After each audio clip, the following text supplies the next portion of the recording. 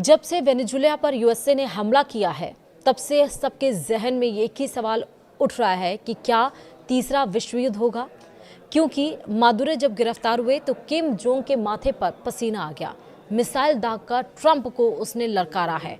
इसी से अब उठ रहा है सवाल कि क्या तीसरा विश्व युद्ध होगा। नमस्कार, आप देख रहे हैं न्यूज़ 18 का डिजिटल प्लेटफॉर्म और मैं हूं आपके साथ श्रुति श्रीवास्तव। वेनेजुएला के राष्ट्रपति निकोलस मादुरो को अमेरिका ने देश के भीतर घुसकर गिरफ्तार कर लिया है और इस कार्रवाई के बाद पूरी दुनिया में भू राजनीतिक तनाव तेज हो गया है। अमेरिका के इस कदम को कोई देश अंतर्राष्ट्रीय कानून का खुला उल्लंघन बता रहे हैं, मतलब कई सारे देश। तो वहीं अमेरिका के विरोधी देश इशारों में जवाबी कार्रवाई की चेतावनी देने लगे हैं और इसी कड़ी में अब उत्तर कोरिया ने अमेरिका को सीधा संदेश देने के लिए मिसाइल लॉन्च कर दी है। यह इशारा है कि उत्तर कोरिया कितना ताकतवर है और अगर अमेरिका उसकी तरफ बढ़ा तो वह चुप नहीं बैठेगा। वहीं दक्षिण कोरिया की सेना के मुताबिक उत्तर कोरिया ने रविवार सुबह यानी कि 4 जनवरी सुबह कई बैलिस्टिक मिसाइलें समुद्र की दिशा में दागी। ये मिसाइलें राजधानी योंगयांग के आसपास के इलाकों से दागी गई और पूर्वी समुद्री क्षेत्र की ओर गई। हालांकि मिसाइलों की रेंज और सटीक क्षमता को लेकर फिलहाल कोई विस्तृत जानकारी साझा नहीं की गई है। जापान भी इस लॉन्च से अलर्ट हो गया है और देश में इमरजेंसी अलर्ट भेजे गए हैं। वहीं दक्षिण कोरिया के जॉइंट चीफ्स ऑफ स्टाफ ने बताया कि लॉन्च के बाद निगरानी बढ़ा दी गई है और अमेरिका और जापान के साथ लगातार सूचनाएं साझा की जा रही हैं। वहीं जापान के रक्षा मंत्रालय ने भी मिसाइल लॉन्च की पुष्टि की है, हालांकि किसी नुकसान की खबर नहीं है।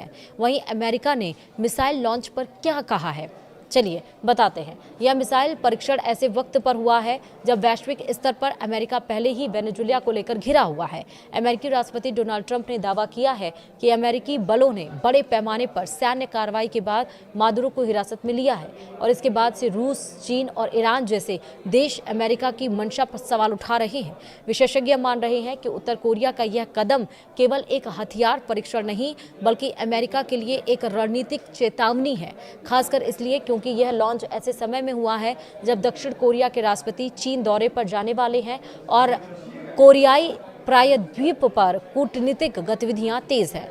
वहीं अमेरिका की इंडो पैसिफिक कमांड ने बयान जारी कर कहा है कि इसे उत्तर कोरिया के मिसाइल लॉन्च की जानकारी है और फिलहाल इससे अमेरिका या उसके सहयोगियों को कोई तत्कालिक खतरा नहीं है। साथ ही अमेरिका ने दोहराया कि वह अपने सहयोगी देशों की सुरक्षा के लिए पूरी तरह प्रतिबद्ध है।